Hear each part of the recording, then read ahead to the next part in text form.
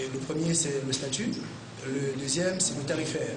Donc le texte qui fixe les évolutions des huissiers de justice au Gabon. Et s'agissant du statut, le texte a déjà été adopté en conseil interministériel. Il va donc ici bientôt passer au Parlement, être validé. Et nous allons donc avoir des textes de ce point de vue-là. L'affaire Maître Francis Nzouéan, huissier de justice à Port-Gentil, placé dernièrement sous mandat de dépôt par le procureur de la République pour abus de confiance, a également été soulevée. C'est donc satisfait que la Chambre nationale des huissiers de justice a quitté leur ministre de tutelle.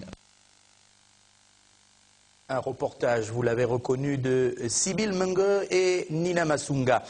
Nous poursuivons ce journal pour parler et surtout préciser qu'il s'agissait d'un reportage pour permettre aux huissiers de justice et aux huissiers stagiaires de revoir et de discuter autour de la question relative à leur statut particulier. Sous la présidence du ministre Gabriel Tchongo, le Conseil, le 6e Conseil d'administration de l'ENF, s'est penché sur la modernisation de cette institution universitaire et sa délocalisation à Makoko, dans la province de Logoué-Ivindo. Cette fois, un reportage de Jules Esdras Mourololo. 2 points étaient inscrits à l'ordre du jour de la 6e réunion du Conseil d'administration de l'École nationale des eaux et forêts, présidée par le ministre Gabriel Tchongo, à savoir les questions relatives au fonctionnement quotidien de l'école ainsi qu'à celle de son avenir, mais aussi l'adoption et la formulation des résolutions sur le volet institutionnel et organisationnel, pédagogique, recherche et financier, pour permettre de donner corps à l'architecture de la nouvelle ENF. Le Conseil devra valablement se prononcer sur les principaux résultats du programme de modernisation de l'ENF en adoptant ou non les 2 projets de programme de modernisation, le mode de gouvernance selon l'approche partenaire public-privé, les 2 dispositifs sur la formation professionnelle et universitaire, le projet établissement actualisé, le manuel de procédure administrative et financière et le bordereau de tableau de bord du processus. Ces travaux se sont donc déroulés au long de la journée avec l'examen minutieux des textes qui régissent l'école des eaux et forêts, mais également la finalisation des résultats issus du programme de modernisation de l'ENF et de sa délocalisation dans le cadre du programme intégré des grandes écoles prodiges.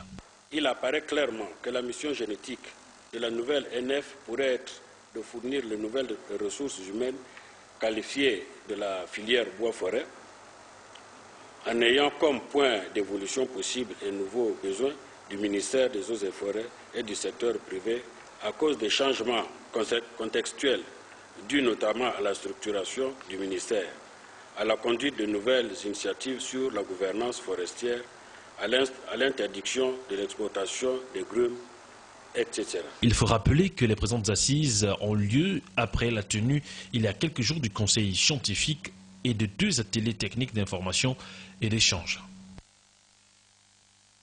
Et puis cette montée au créneau du nouvel administrateur général de la société Petro-TP pour apporter un éclairage sur la récente inculpation de l'ancien directeur général Guy Beauvais et 3 autres membres, dont le directeur administratif et financier. Reportage. La DG, entourée pour la circonstance des avocats conseils de l'entreprise et quelques collaborateurs, a tenu à faire le point avec la presse locale et nationale à la faveur d'une conférence d'entrée de jeu situant l'assistance sur la crise au sein de Petro-TP.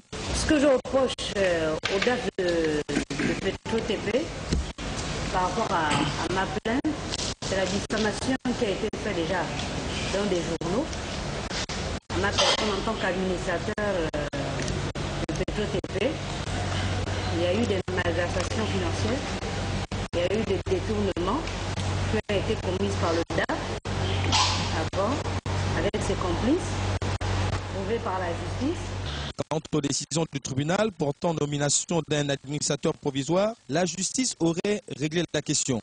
La cour d'appel de Libreville, qui est au-dessus du tribunal, a fait remarquer que les conditions pour qu'un administrateur provisoire soit nommé n'étaient pas réunies.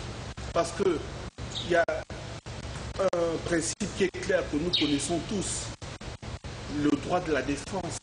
Donc, pour ce qui est de l'administrateur provisoire, c'est réglé.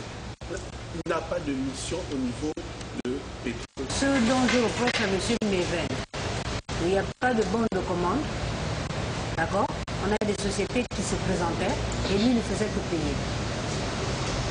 La malversation financière vient de là. Alors que la justice poursuit son travail d'investigation pour déterminer la responsabilité de tout un chacun dans cette affaire, le personnel, pour sa part, a été invité à reprendre le travail dès vendredi 24 janvier avec la promesse de règlement des arriérés de salaire.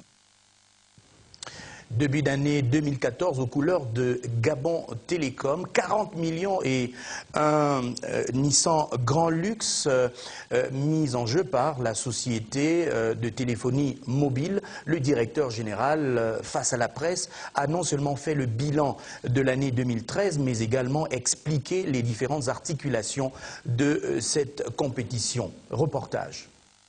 Gabon Télécom remercie sa clientèle, particulièrement celle du mobile, à travers une vaste campagne dénommée Akewa, une campagne débutée le 15 février dernier, ce jusqu'au 15 mars prochain.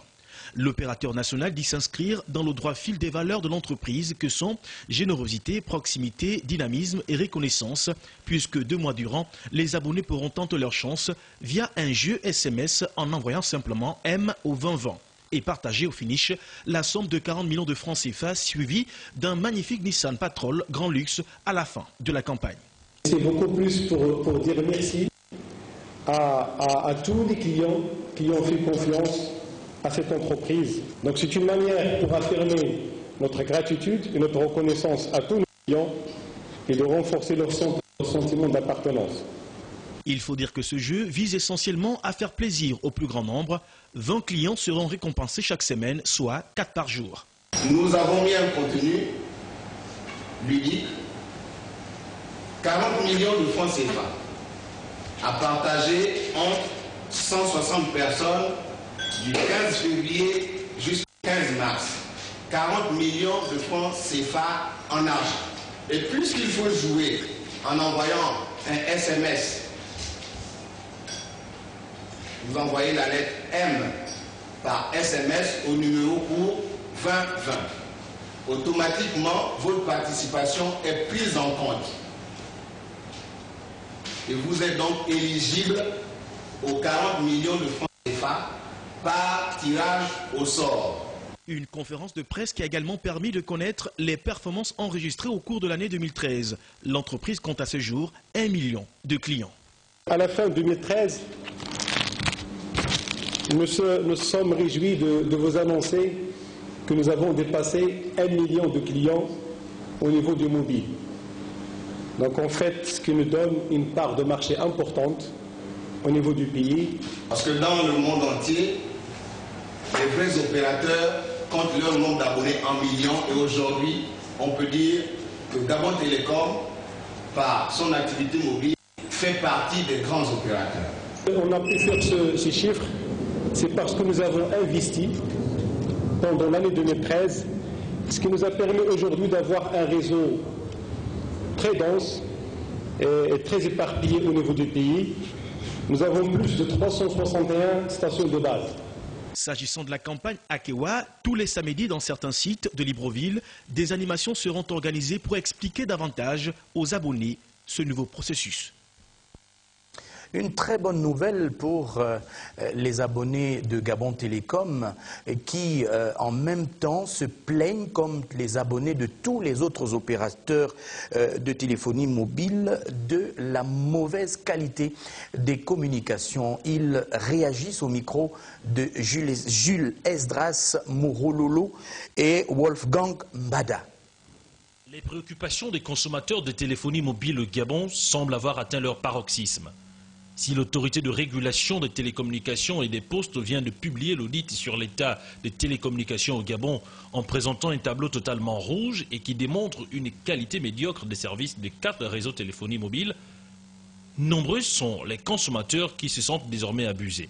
Selon ces derniers, Airtel, Libertis, Move et Azur auraient mis en place une stratégie légale d'escroquerie sans aucun état d'âme. Le réseau en fait dans des maisons téléphoniques, que ce soit Airtel, Libertis ou autre. Là. Vous appelez quelqu'un, on vous dit que correspondant ne peut être rejoint alors que la personne est bien disponible. Je ne sais pas pourquoi c'est ça.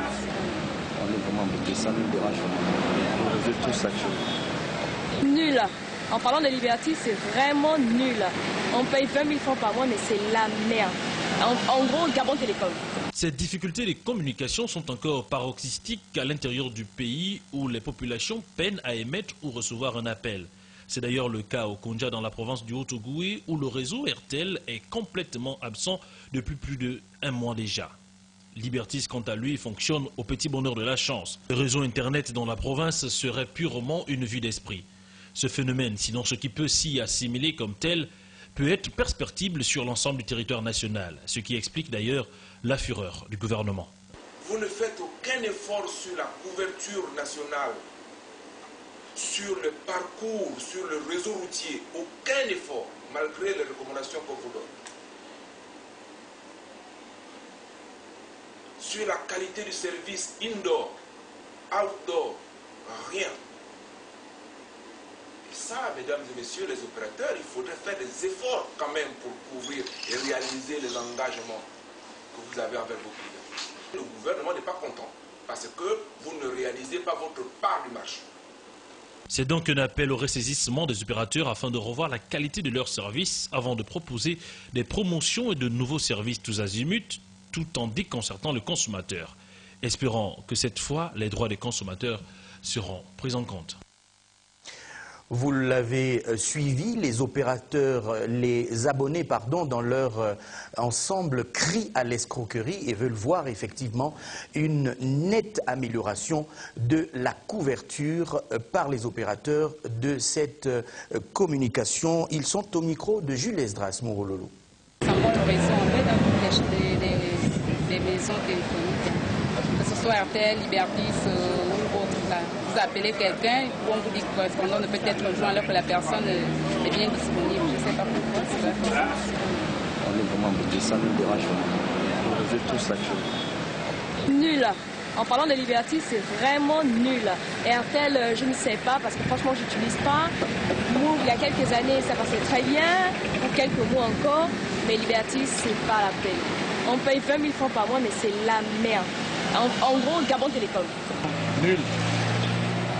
Vraiment nul. Tout le temps, il y a des coupures, c'est saturé. Honnêtement, moi je vous dis, sincèrement, c'est nul. Il y a des moments quand tu appelles, ça passe bien, mais il y a des moments quand on appelle, ça ne passe pas. Ça déconne quand le réseau déconne. Je suis à Airtel. Airtel, bon, il y a des moments ça passe, il y a des moments où le réseau déconne un peu. Souvent le réseau, moi j'appelle beaucoup l'étranger. Et souvent quand j'appelle, on ne s'entend pas, le réseau est très brouillé. Donc je suis pas totalement satisfaite. Le mouvement œcuménique se porte très bien au Gabon, en témoigne ce culte entre l'église protestante du Gabon et l'église catholique à la paroisse du 9 étages. Reportage.